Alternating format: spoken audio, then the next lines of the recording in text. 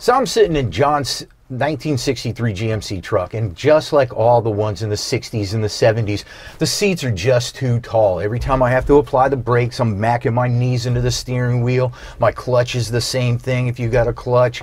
If the seat's new, I can be banging my head on the roof. We've come up with a solution for you. Let me show you what that is.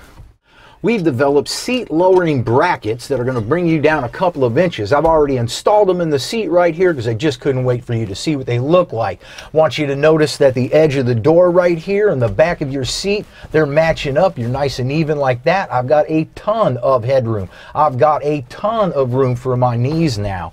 So I'm a lot more comfortable and I can go for a ride. Let me show you how I installed these first though. All right, so this is no mystery, 4 bolts holding that in, no big deal. Now we've got our new brackets right here. This is going to install like this. Now when I do this, I like to do one bracket at a time. I'll leave one side in while I do the other side, and I do that because honestly I forget which way these goes, and if I leave it in, it helps me orientate this and center it up right. So this is our back piece here. You're going to want to notice that it's got these large slots in it. So we're still going to be able to slide our seat back and forth, get it where we want it, and then bolt it up for a final time. When I'm putting these bolts in right here, what I'm doing is I'm just doing this finger tight. I still want to be able to move these brackets a bit around when I get it in the truck, and this way I'll be able to line up these holes here into the floor after I get everybody lined up and I sit in there and make sure I have it right where I want it. Then I can go ahead and tighten everybody up. Another thing I want you to notice about these guys right here so that you don't install them wrong is that it won't go on like this. It's going to go on where this flat side is facing forward, and you want to make sure that this bolt here is on the outside. So you'll also notice that when you do that, it's going to line up right like that.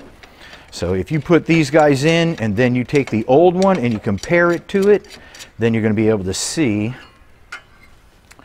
how you are coming down in height. Something like that.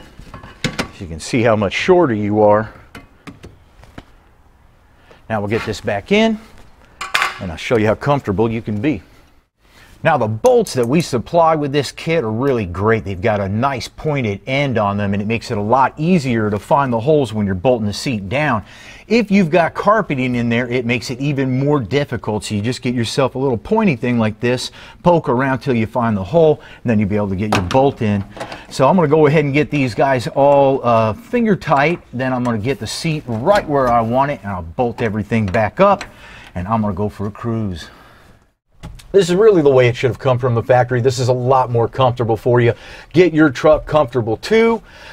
Check us out on Facebook, Instagram, and make sure you subscribe to the YouTube channel. I'm doing these every single week to make sure your truck is not just looking good, but it's comfortable too. We'll see you all out on the road.